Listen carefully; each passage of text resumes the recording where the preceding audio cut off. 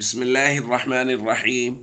عن أبي موسى رضي الله تعالى عنه قال قال رسول الله صلى الله تعالى عليه وسلم: أعظم الناس أجرا في الصلاة أبعدهم فأبعدهم ممشى.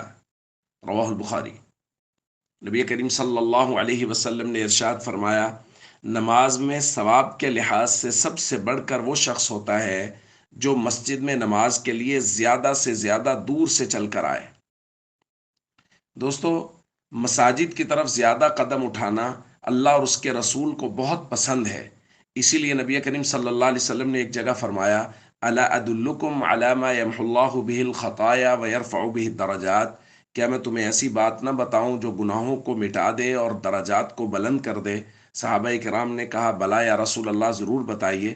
تو آپ صلی اللہ علیہ وسلم نے تین باتوں کا ذکر کیا، ان میں سے ایک فرمائی، وَكَثْرَةُ الْخُطَىٰ إِلَى الْمَسَاجِدِ، مساجد کی طرف زیادہ قدم اٹھا کر آنا درجات کو بلند کرتا ہے اور گناہوں کو مٹا دیتا ہے۔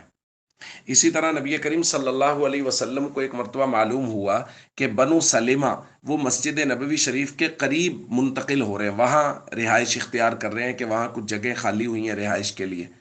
تو نبی کریم صلی اللہ علیہ وسلم کو یہ بات پہنچی تو آپ نے ان سے پوچھا کہ مجھے یہ بات پہنچی ہے، تریدون ان تنتقلوا قرب المسجد، کہ تم لوگ مسجد کے قریب منتقل ہو رہے ہو؟ انہوں نے کہا، جی ہاں یا رسول اللہ۔ آپ نے فرمایا، دیارکم تکتب آثارکم، دیارکم تکتب آثارکم، جہاں ٹھہرے ہوئے ہو، جہاں رہائش ہے وہیں رہو، کہ جو تم قدم اٹھا کے مسجد کی طرف آتے ہو فرشتوں کے ذریعے سے اس کا ثواب لکھا جاتا ہے۔ اسی طرح نبی کریم صلی اللہ علیہ وسلم نے ایک روایت میں فرمایا، بشر المشائین فی الظلم الی المساجد بالنور التام یوم القیامہ، وہ لوگ جو راتوں کی تاریکیوں میں مساجد کی طرف قدم اٹھا کے آتے ہیں، ان کو قیامت کے دن تام اور مکمل نور کی خوشخبری دے دو کہ یہ راتوں کو مساجد کی طرف قدم اٹھا کے آنا اللہ کو اتنا محبوب ہے کہ قیامت میں اللہ ان کو مکمل اور تام نور نصیب فرمائے گا۔ تو دوستو، ہم سب کو چاہیے اس بات کا پورا اہتمام کریں کہ مساجد میں جائیں، نماز مسجد میں ادا کریں۔ جتنے زیادہ قدم اٹھائیں گے اللہ اتنے ہی زیادہ خوش ہوں گے، اتنے ہی درجات بلند ہوں گے اور اتنے ہی گناہ معاف ہوں گے۔